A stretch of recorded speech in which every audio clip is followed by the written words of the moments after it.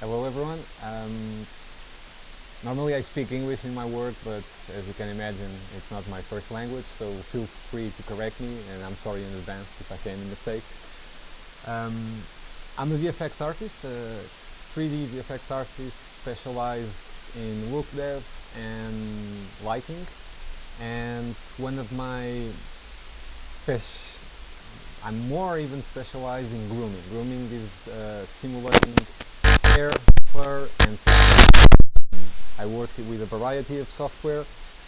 Right now, I'm employed at Scanline VFX. I'm working for the Munich and London studios, but nowadays, as you guys can imagine, this is all everywhere. Basically, we work with the teams in Vancouver, in LA, in Singapore, you name it. Where there's a studio, we have to work adjusting our time zones, as you can imagine. But mainly, we try to keep in the studios in Europe, divided from the studios in America, and so on and so on. Before I start, I think I'm gonna show you my reel. It was edited because there's stuff we cannot still present. It's not public. There's stuff that's already public, but we don't have permission from the client to present. So this is a mix of stuff that I could get my hands on, and then I'll tell a bit about my story, how I got in the industry, what you guys should do to get in the industry, and I'll answer any questions you guys have, any doubts that I may miss that you want to talk about. So let's keep this light, okay? I'm gonna play the video now. Oops.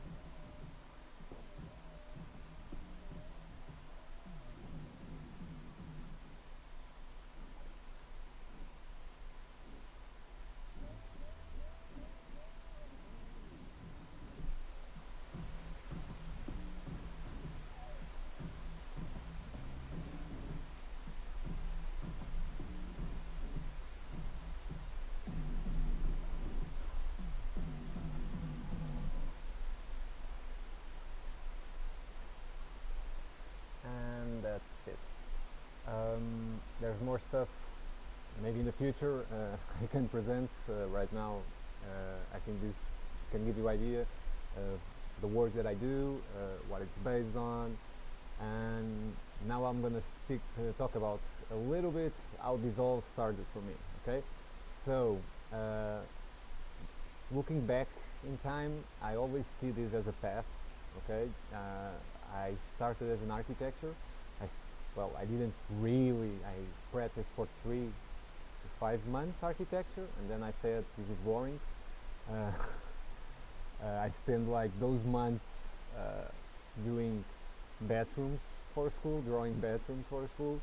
It wasn't really my cup of tea, but what happened is while I was studying, I started digging a little bit info about 3D for presenting first my projects, doing my little personal projects also, and it growed on me. And from there, once I finished my degree and my master's degree in architecture, I was in my internship and I started getting some job offers for advertising.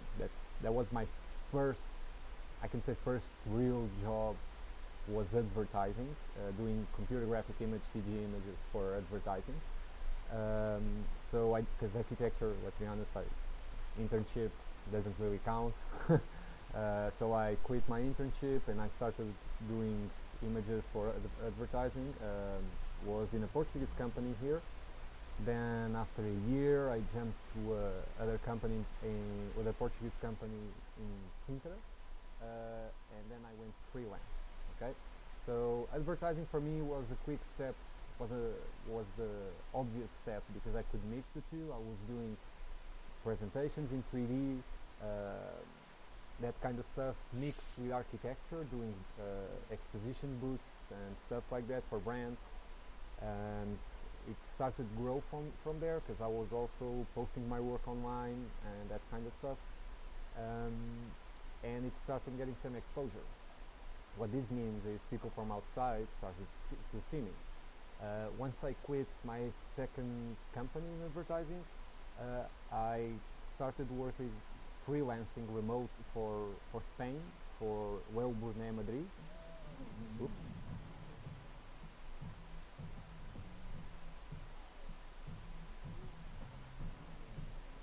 What? So the first work I was really lucky because the first work I did was for Philip Morris for the tobacco packages brands for the exclusive exclusive package for the movie festival. So there was they launched during the festival season those packages, and that's when I got invited the first time to start giving classes of 3D here in Portugal. Uh, you have to realize I was a bit scared. I thought everyone was either crazy or drunk to invite me because I'm self-taught. There back then, schools that give 3D classes wasn't really a thing. Um, so I was really scared when I started, but in the end it went out pretty cool. Was pretty cool for me. Went pretty well. I ended up being the coordinator for the advanced 3D classes in the end. But it reached the point where I couldn't keep my job as freelancing for outside and giving classes at the same time. Pedro remembers that time. You give classes during the day, you work during the nights, and you sleep when you can. That's not really a life plan, as you guys can imagine. So I had to choose, and I tried to take my chances, and that's when something cool happened. Before I quit, I got a call from a studio called Real Time UK in Manchester. They're known for video game cinematics. They do a lot of video game cinematics. They're one of the big companies, and they were releasing the Game of Thrones game, sponsored by HBO and all that. And they wanted me to do the Khaleesi hair, and that's one of the projects you see. I can show you guys because my story, I was really pissed. My story started there. ArtStation. My story really started there with this project that went nowhere. Because when they called me, I was in my final stretch in school, finishing all the jobs I did, all the classes I had to do, and I was also doing a work for a Portuguese production company, and there was no way I could squeeze it in. So I told their recruiter that I'm going to do this for myself. I can't, because I couldn't guarantee I could do this. And I'm going to call you back. I'm going to try to do this in a month. If it works. If it not works, friends as ever. And the guy was super cool. He told me he probably couldn't wait because they had to start the job, but for me to get in contact when I finished. So for like 2 weeks I didn't sleep to get this done. This was my first time testing the software or Matrix. This was super complex. Like, people normally start, let's do some eyebrows, a little beard, a guy with really short hair, and I had to do Khaleesi, and that was panic. So, and matching everything, and this is what I got in the end. This is the structure, the base structure for that to work. Completely procedural. We could change anything. Was working. I just had to do some maps because this was one of my projects, really well planned. But of course, it took me more time than I was expecting, and I couldn't do the job, and I was really pissed. And that's where the fun started. because I was really mad at myself. That really pushed me to quit my job and like I can do this for a living. The guy was super cool, told me to keep in touch because there would be more jobs, but of course when you get the no, you get pissed, right? All that work went nowhere. But once I posted this job as a personal work in my ArtStation, my page, and in the Ornatrix group, whoa, this is hard today. The creator of the software came talk to me and sent me a message and told me if he could publish it. And all of us, I said, yeah, sure, do what you want with it. It's cool by me. So once this went online, all of a sudden my work started getting noticed and more noticed, and my ArtStation page started getting more views and more likes, and I started to get more inquiries about.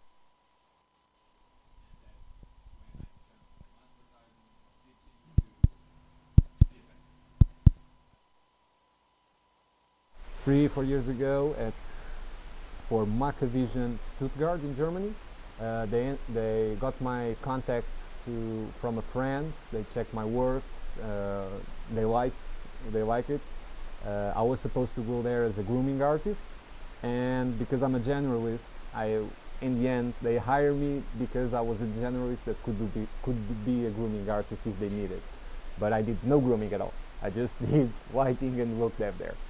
Was a super cool experience. Was a year that I traveled a lot, got to know a lot of artists that you guys probably know their works, but not not their faces, their names. And you have to keep in mind, this is an industry where our Picassos, our Leonardo da Vinci's, they're still alive. You can really work with them. You can ask them questions. The guys that started that, they're still here. They didn't die 100 years ago. They're here. So that's an opportunity not just to admire those artists. That's an opportunity to learn from them, and that's something that you can put a price on. Okay. From there, I worked non-stop there. The industry, I have to tell you that it's something. The industry is something that keeps evolving and changing. It is really fast-paced, but I can tell you right in front that right now that there's nothing that you guys do right now that you can't do outside. Okay, the only thing that changes outside is the scale and the time and detail they ask for you.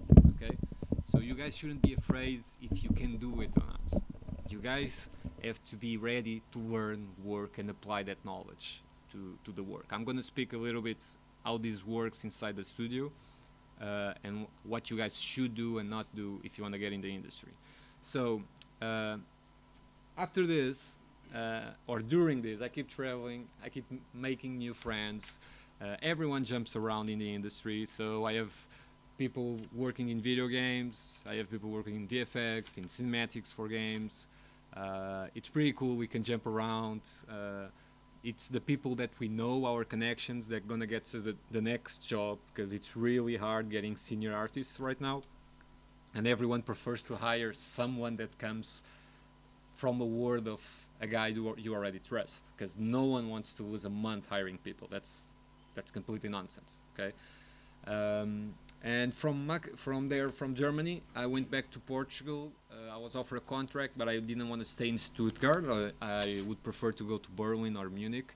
So I took some months as vacation, and I went back to Portugal for 2 months, have my vacations, enjoy life a bit, because I was working for almost 2 years non-stop. And when I said, okay, it's enough fun, I have to go back to work, I did my reel, start sending, and basically that's when the pandemic started, 2.5 years ago. And that's the part that really saved me, let's put it that way, because right now, for people like me with our kind of jobs, we can be in our countries and doing the work for outside. And this is the pretty cool part. It's in all the troubles, all the bad things the pandemic brought, this is the good part. You can work remotely, okay? And this is when I started working for Real-Time UK to do the first part of the video you saw for the launch of Xbox from the game Everwild. After that, I worked for Jellyfish, doing the Spirit movie from DreamWorks, and then I got hired for Scanline VFX. I'm there for some time now, and I'm working remotely. It's been a cool experience. Scanline is one of the big companies. It's not the top 3, 4, but it's probably the top 5, 6 company in the world. We're right now 1,500 people. Scatter over 7 or 9 cities around the world. People from all nationalities. Okay, like you won't find locals there. Okay, put this in your mind. You go to a studio in England, you go to a studio in Germany. Half of the guys there are not from there. They're from Italy, they're from Greece, they're from Portugal, Spain, France, United States, China, whatever. They're from everywhere. This is an industry no one really cares. How you look, what's your age, where you come from. As long as you can do the work, that's cool by them. And this is the part that I think you guys need to listen. That you've come here to listen most. It's how you get in the industry. You guys are starting, the world is changing, and we're working remotely. Now, the good thing about that is to get in the industry, you have a really good news and a really bad news.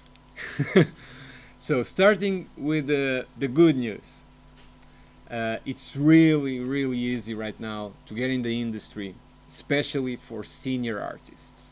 Okay, we have very few people with experience working. They're hiring every day. When I started in Scanline a year and something ago, we were 800, 700 something.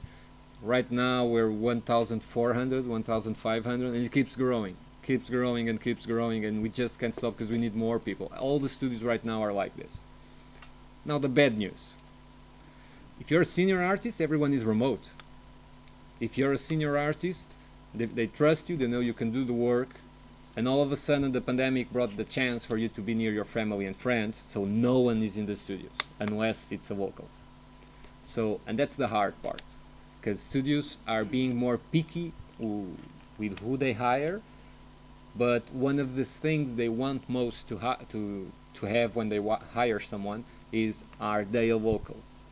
So my advice to you guys, finish your degree, do your reel. You don't have to read a reel, you can do a portfolio. Normally what I would say, spend 6 months or something choosing all your works, making it better, evolving that work. When it's good, it's good. It doesn't have to be big, okay? If you have doubts when you're doing your portfolio or your reel, that's, should this be here, should this not be here, it shouldn't be here. There. I'm telling you right away, if you have a doubt, if you're questioning if it should or not or should not be there, it shouldn't be there. Let's go, throw it to the garbage, okay? Don't worry. Let me just make a break here, because when I started applying for several things that I needed to review my portfolio, I asked David, can you help me? Can we sit for a moment? And what is he saying is really real. I mean, if you have any doubt, this should be here, it doesn't need to be there. Because when you don't have any doubt, okay, this needs to be shown. That's what you need to show, okay? Because if there's something that is, yeah, it's kind of good. If it's kind of good, this is not good, so don't present it, okay? Yeah. Keep talking. Another thing, the reel shouldn't be big. Top of the top, 2 minutes, and that's you have to be really good to have a 2 minutes reel. You know how we see the reels? Fast forward without sound, and we stop when we see something exciting. That's how we see the reels. So don't worry too much about the music. Don't put stuff just to make some time. We prefer to see 30 seconds of good stuff, or instead of a minute or two of stuff that's just there because, yeah, that's amazing, woohoo. Okay, don't do that. Focus on what you want. And then comes the good part that can get you really in these studios. Right now, the more senior artists from outside, they're having permission to be in their countries, but they still need people from the inside because their countries give incentives to. Basically they give 25 or 30% of the taxes back, but you have to pay taxes inside the country. So that means junior artists that can be on those countries, working there and paying taxes in that country, normally they go in front of everyone to get hired, because that's one of the things where they can get money back. Okay, I have a lot of former students of mine that did that. They grabbed the bags. Okay, I'm ready to go. They work here for like a year or two in Portugal. They were ready to go. They throw themselves. They went to Germany. They went to England. Keeping close, okay, maybe Vancouver and LA, it's really far away if you need something. And they went there, they register in the city, they pay taxes, they register their tax number there, they pay taxes there, and when they got time to get hired, it was really easy for them, because the company can justify that money, because the people that's getting the money, it's paying taxes there. So this may open a door, okay, but this is the technical part. Now comes the work part. You really have to present some work. You're really evolving, okay? There's no such thing as the work is done, it's good, I think it's more than enough, okay? Every time I stop that I'm not working, like between jobs, right now I'm fixed at Scanline, but normally I work by projects. I would finish a project, go on vacations, or just jump to other projects if I'm already booked, because this is words that you hear a lot. You may be booked for the full year for 3 different companies. You finish one, you have to give a timeline to that company. Look, I'm going to finish with this company on this day. I can start next week, and they adjust their timelines. This works like this, or you can be a contract. Okay, so what this means, I got lost a bit now. So normally you would need between those jobs exactly to evolve. Okay, don't keep pushing to yourselves. If you're going to games, you're going to movies, you're going to cinematics, you're going to design and presenting this kind of stuff, performances, whatever. Use that time to to learn more, to push your weaknesses, to learn the software they're using. Okay, stuff like that. Normally, well, I'm always doing this. It started with this, as you guys can imagine. The last one I did was this. This grew the lead a little bit out of control. Okay, this was based in a really old game that I don't think you guys noticed. It was the cover for Primal Rage for almost 20 years ago or something. I remade this in 3D. But my goal here was to test Yeti for Maya. This is a grooming software for hair, completely procedural for hair, fur and feathers, and instances. If we want, we can use hair as instance for other objects. And from there, when I started modeling this, I was just focusing on the hair, but he needs a face. And then after the face, he needs a mouth. Of course, it's a gorilla, it needs a mouth. Can't present it like this. And it ended up going through all of this, okay? So you can guys see the evolution here. I always try to make it pretty for the eyes, even if it's some technical stuff that we're doing, okay? I always try to make it pretty. And this is the groom part. This looks, I know this looks complicated, it really isn't, okay? After it's going step by step. This is what we call nodes, okay? One node does this, the other node does this on the other that comes before, the other node does this on the other comes before. I know this looks like really complicated, but it's really simple once you understand the logic. And it's really simple for the artist to follow. You just have to lose a little bit time of learning. And I've learned with another artist called Mario Hotner. I'm really sorry if he's seeing this, because I'm pronouncing his name bad. But he's really, really one of the great artists in Yeti.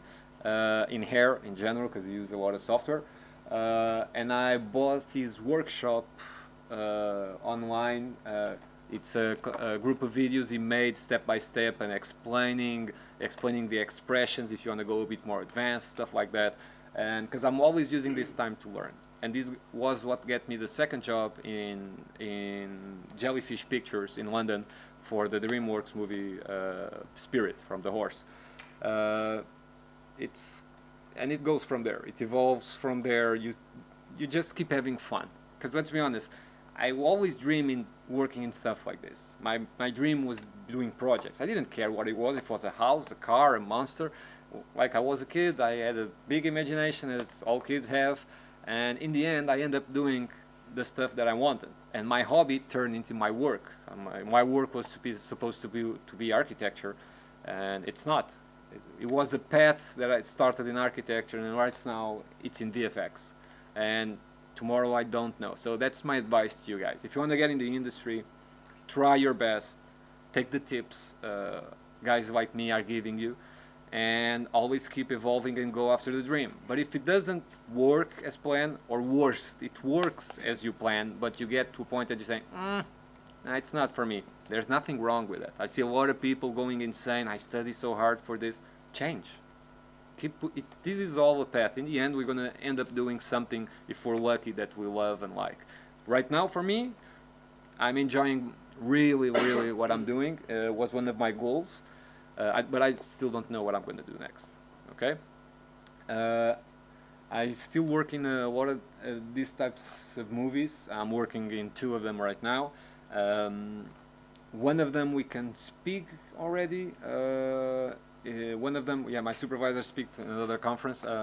One of them that I'm working right now is Flash, because I think you guys know it. And after that, the others, I have no idea what project they're going to put me in.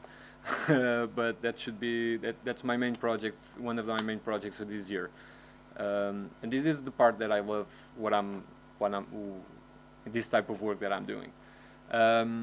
I don't know, you guys, if you have some questions, or there are some specific you guys want me to talk about, what software we use and stuff like that. How do you guys get more specific in the industry? Do you guys, any one of you, have any questions? I'm gonna ask something, because this became already a joke between me and everybody in Yad. What would you say about Blender? It really depends. It really depends. If I have to be completely blunt, direct and honest, Blender is really good to learn the basics. Okay. Actually, you can do anything, not just the basics, the advanced stuff you can do in Blender. But you have to see that Blender is open source. That means support is not exactly given in professional ways. It's given by the community. And also you have to have a pipeline completely adjusted to this. Okay? What do I mean by pipelines in these studios? Pipelines in these studios are pieces of software that put every department together. You publish a model that goes to LookDev to do the shader and textures automatically. The guys in LookDev republish just the shader using that model, and the guys in animating are already using what the model was, what the guys in model publishing. This is the pipeline, and it's integrating Blender in these pipelines. It's really complicated. Okay, so Blender is really good to learn everything about modeling, even effects, because you can really do anything. But most companies are still focusing in the are still focused in the paid apps. Let's put it that way.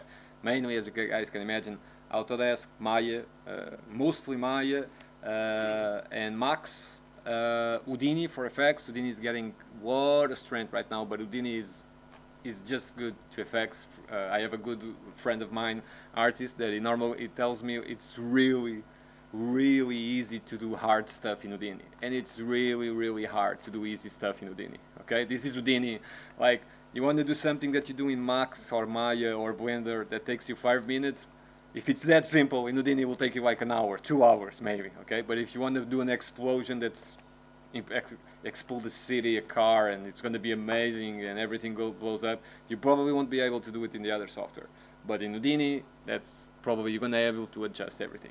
So if you guys are starting in Blender, I think it's a good software, because the bases are the same, the way you model, the way you texture, the way you do everything, the animation. You can go, and there's already studios going through Blender, but the bigger the studio and the more specific the needs, it may not work there. Okay, so if you guys are going to software, once you finish this, depending on what you want to do, focus on what you want to do, what parts you want to do, the modeling, you want to do the lighting, you want to do the shading, you want to do the animation. I would focus on that, on the software they use. Okay, That's because it's easier to learn. Because you really in these industries you have training. For example, Scanline has 2 weeks, gives us 2-3 weeks of training for the pipeline, not the software. They start by the first step for them is you already know the software. We're going to teach you how the pipeline works here, okay, in this company.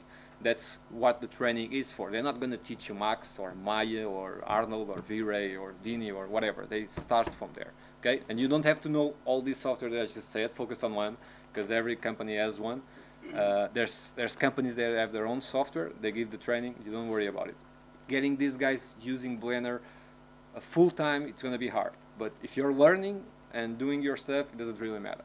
Okay, but when you try to apply, try to see what software they're using. Try to make the stuff that you did before apply on that software, because you're gonna have to work. You have to remember that we're normal people, guys, married with family, kids. We have to go home and have dinner at normal times. No one wants to stay late. No one wants to clean up the stuff of other guys, and you'll probably be the ones cleaning that. So try to be more narrow in what you're applying there. On Blender, if you're going really good at modeling in Blender, that's cool. You want to apply that company, you know that company uses Max, learn Max and do the same stuff you do in Blender in Max. Cool.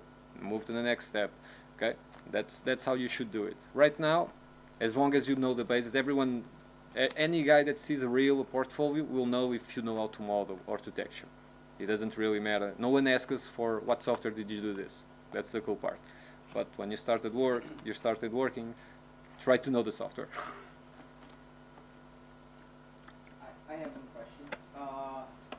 Since I think like a lot of people here come from like the software side, like development, and I come from that side as well.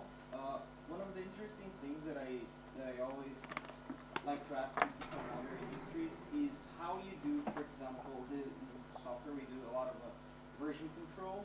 Yeah. So like for example, if you are like doing professional work in 3D and modeling, sometimes you just want to try something out, to sort of like tweak something, just see how it's going to look, maybe. Yeah.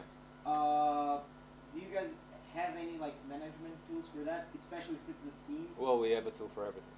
Anything that you can imagine. There's like my Max and Maya, they're Max and Maya of the companies I've been through. Most of the tools we use are made there. Are plugins made there. These big companies have an R&D team normally, or a TD, technical director. You start hearing this a lot because you need specific stuff for what they're doing, and they have specific software for what they do. So they have a lot of coders, programmers. They have a lot of IT. You can imagine a company managing this like 1,000 artists, 2,000 artists, scattered all over the world, and everyone working together in the same files. Okay, so we have IT 24/7, always available. We have the same thing, coders, programmers, also always available. But normally that's for solving little stuff, little bugs on the plugins. But our guys just doing new stuff, and that's the thing. We don't update. When you see like the new Max or new Maya just come along, new Blender come along, like normally the studio has the software from 3 years ago or 4 years ago, because changing the pipeline is awful. The IT guys normally cry for days before that happens. That's how you change the pipeline, because it's a lot of specific software that was made there that it's being used. So we have support for everything. The 24/7 has to really work like that. In these big companies, in small, this is also that's a good question, because I'm talking like a big company. You know, of course we have to have that kind of support, and we can test everything. Can you just see how we go? No, of course we can. They expecting you don't do anything. Nothing is approved without you supervising, seeing it. So you have to have tools, each tool for that. But a small country, a small company like this, in other countries has like, I don't know, 60 people, 65, 100. That's a small company for VFX, for example. A big company in Portugal for 3D artists, you have like, I don't know, 15, 20 guys. That's a big company here. There's no comparison. So a company with 15, 20 guys may have some coders doing some some plugins, some scripts to help out, but it's not going to be like one or two. You know, it's not. They don't have even the scale to do that. But a big company outside has like 3,000, 4,000 guys working in different countries, in different cities. God knows how you manage all that. Okay, it's a little bit different. The scale makes a big difference. What you're doing, you shouldn't. The type of work that you see on TV and movies, like if you guys learn how to do 3D and that kind of stuff, and if you really invest on that, there's nothing different that we do outside. There's some tricks each artist has, and we share a lot. There's no divas, okay? Everyone hates a diva. Like, this is a really small market for you to be a diva and get mad at someone. But there's no secret. Like, what you do here, you can do outside. You just have to put on the work. That's how it changes. The scale really changes everything, because for example, in school, you're probably doing an animation and a character, you're probably doing a car, stuff like that, but you have time for that. The guy that modeled the car is not the guy that's going to shape the car, and it's not the same guy that's going to animate it. You can be really good at everything, but you won't be as good as the guy that just animates 8 hours a day, 5 days a week. There's no chance. That's his life. You can do animation too, that's good for you. He can't model, he can't shade it, he can't render, can't illuminate nothing to save his life. But in his field, there's no way you're going to do it faster or better. Okay? So try to be specific on that. There's teams for each department, and there's tools for each thing. Any more questions? Nothing you guys want to know? It's cool? Don't be shy. I tried to make this short. I don't know if it was too short or if you guys want to see more stuff. I know you guys are more to design and video games and stuff like that.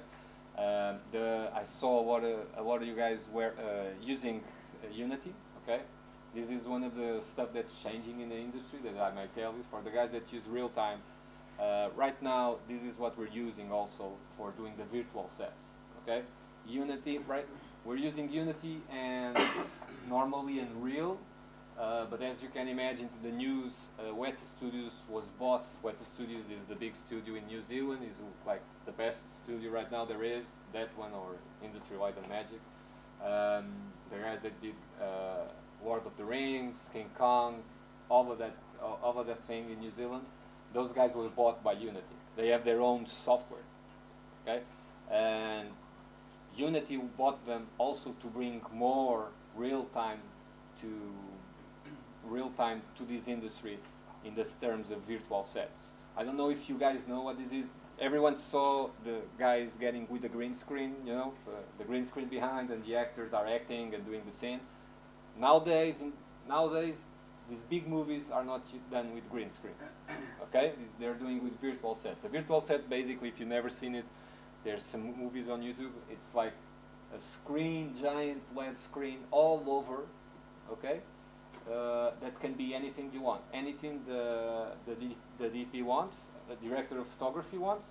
You need a city there, we put a city there. The city is made in 3D, go to Unreal or Unity, and it's projected on the big TVs all around it, let's put it that way.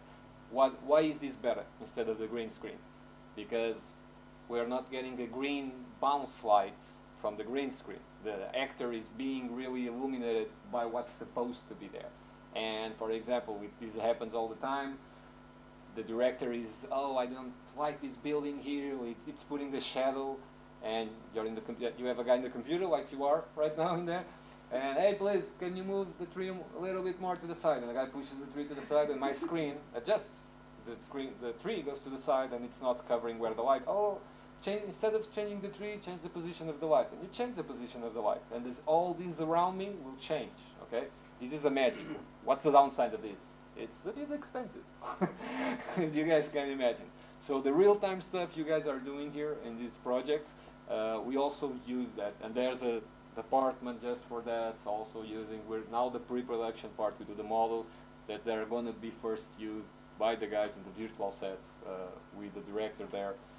That's normally how it works. So all of this is interconnected. This goes back to the first thing that I said, that my this is just a path. You guys are in design or video games or movies or whatever, and you may end up switching. For example, the industry, as you guys can imagine, is hiring a lot of people from games to do virtual sets, to help in virtual sets, because that has to run in real time.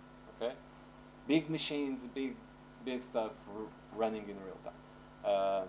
Other thing that I can talk about, what I used to tell Pedro about when we work in these machines, like I used to tell him, don't be faithful to any software or any machine or anything. Okay, you guys are gonna change like this. Really, really, you get to a point, and the tools we get sometimes are so custom. It doesn't really matter if you're using Max, Maya, Houdini, Blender, Mac, Windows. No one cares. Linux. Like when you get there, they really customize the tools for you to just focus on that. That's the good part.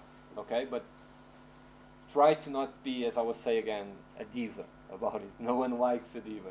Your job in this kind of industry, either for games, either for real time, either for VFX, is use your skills, your creativity, to bring the best possible vision of someone to life. But if you don't like his vision, or you don't like the concept he chose, because you think you did a better concept, the truth is, no one cares. Okay? He's the guy paying. The project is his, and you have to accept it. And you don't have to be mad about it. Okay? You don't have to be a diva. That's the thing. We're all working together, and our job is just to give the best possible vision of someone else's project. Okay? This is a collaboration work. So don't make a lot of enemies, because this is a niche market. Okay? Everyone knows everyone. This is really small. Okay? You can make a lot of friends. Right now there's a lot of guys with experience, Portuguese guys coming back. The first wave of Portuguese guys that even before me that went outside. Remember, we're all self-taught. We didn't have classes like you guys are having here. We were all in the forums, or this is something that most of you guys will find weird. We really had to read the help file to know what to do. Okay, back then. There were people printing the help file back then. And right now, you guys have all this support. Have people here.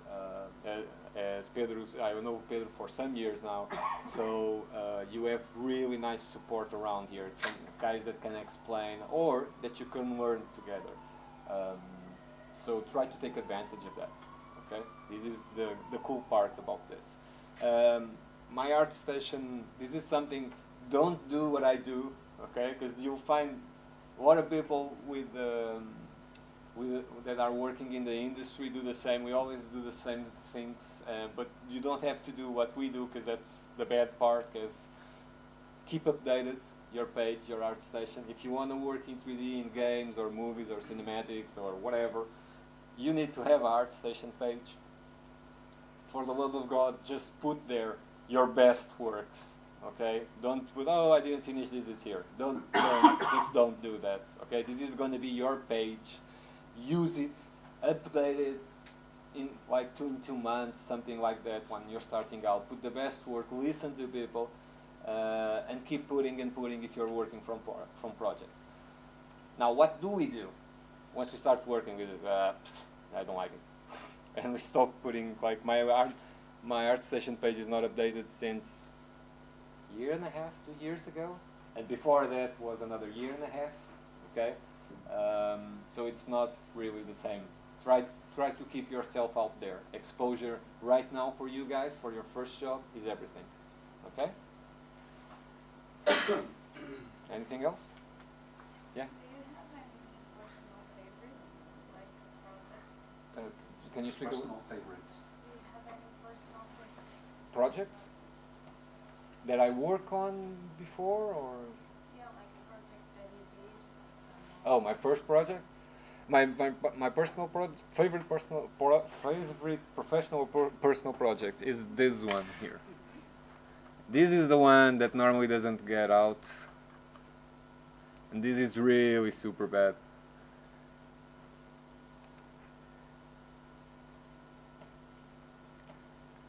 Okay, this is with my little brother that's back there. Okay, he was really young, And all this that you guys see is made in SketchUp. I made it in SketchUp. I render in Max with V-Ray, lighted in Max. Back then, my Max skills were, let's say, dubious, weak. But it was a Cooper. Took me a long time to do this, really, really long time. But I did it all by myself. It was my first big project. It took me a month or something. But I took it to learn each process. The modeling part, I already did modeling, but the connection and doing good shaders back then, our lighting was really weak. And then the Photoshop, the post-production part, really tried to integrate it in the photo, matching the light and putting the light together to divide stuff. I used to give this model when I was teaching. I used to give these files to my students so they can see how we work and what we do. But again, if I show you the original Photoshop file or the original Max file or SketchUp file, it's awful. But it was my first project that in the end the image worked really well. And actually people really like it, but I don't know, this is like 10 years ago or something. This is just saying 6, but it's before this. It's before I went to school. This was when I published. And after that, it's this one, really this one.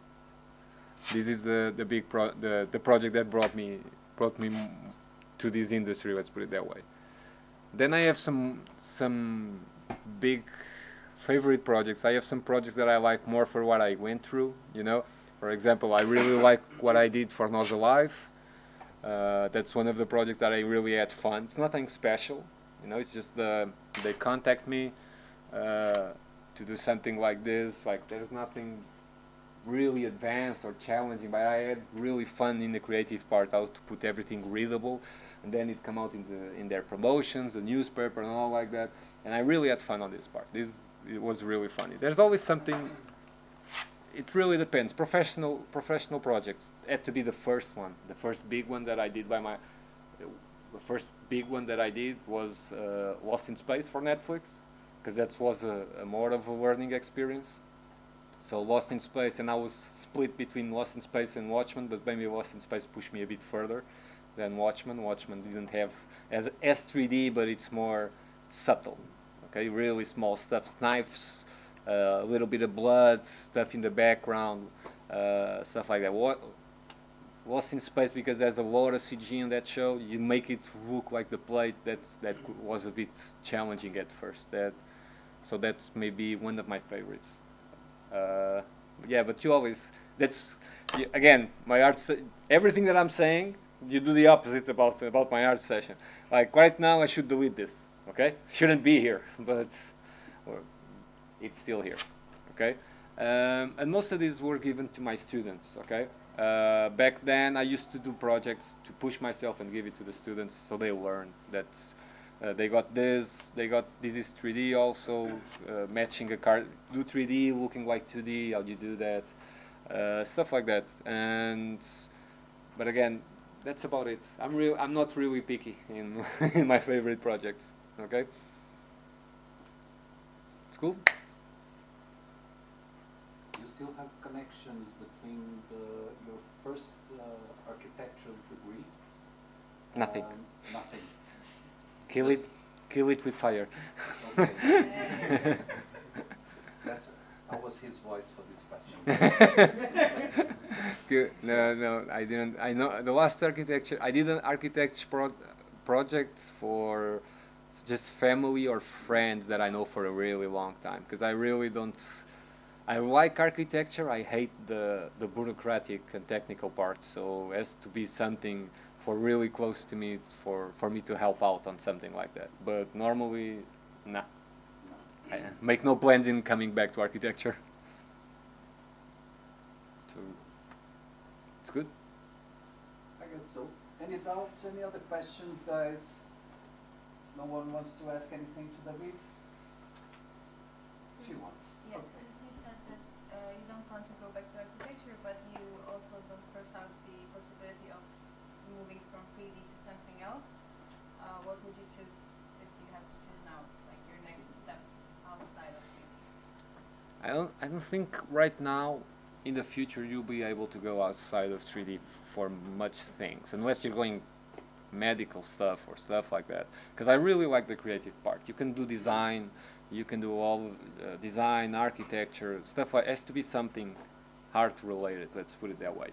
And one of the things that I saw that really was hard to evolve, especially it's changing right now in Portugal in the art disciplines, is 3D or computer graphics or something that you made in a computer. It's not really art, you know. And right now it's saying it's a tool. It's like a pencil. Who cares? The only difference is I'm not spending ink or a pencil to draw. I can draw in the computer. Like, we don't really have time. It's just a tool. So if you do art in a paper, if you do art with a brush, if you do art with a spray, with a sculpture, you can do it in the computer. It's still gonna be you. That's gonna be there. The only difference, it's another media for you to show.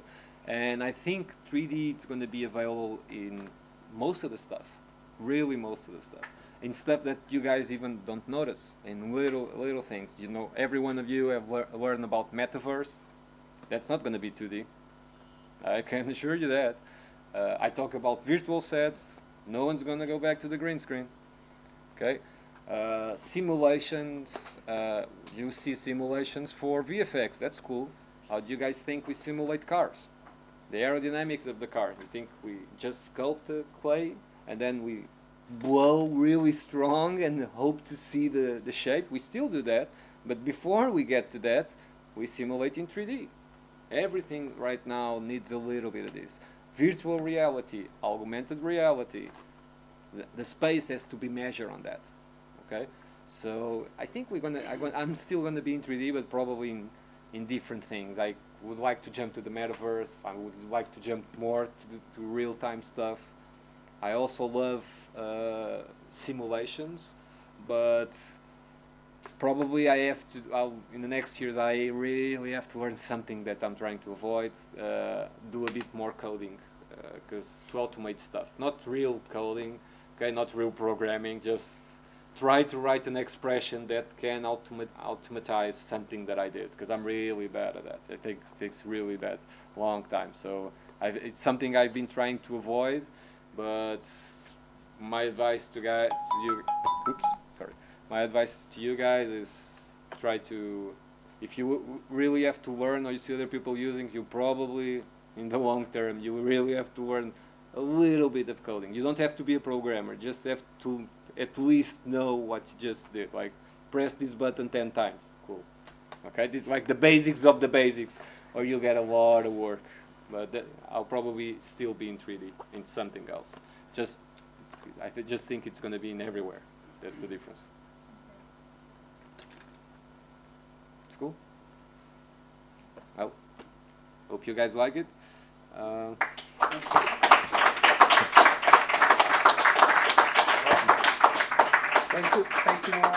Thank you all, guys. Thank you, David, once problem. again. Don't forget, we will have our next presentation at 5 p.m. with Miguel Cavalhais, exactly about art and computation. So it's kind of linked what we were talking about here with David. It's another tool. It's a way of doing things. So see you soon. Thank you. Thank you.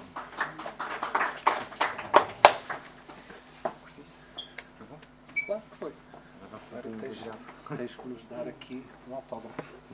Aqui, naquela sala. É isso.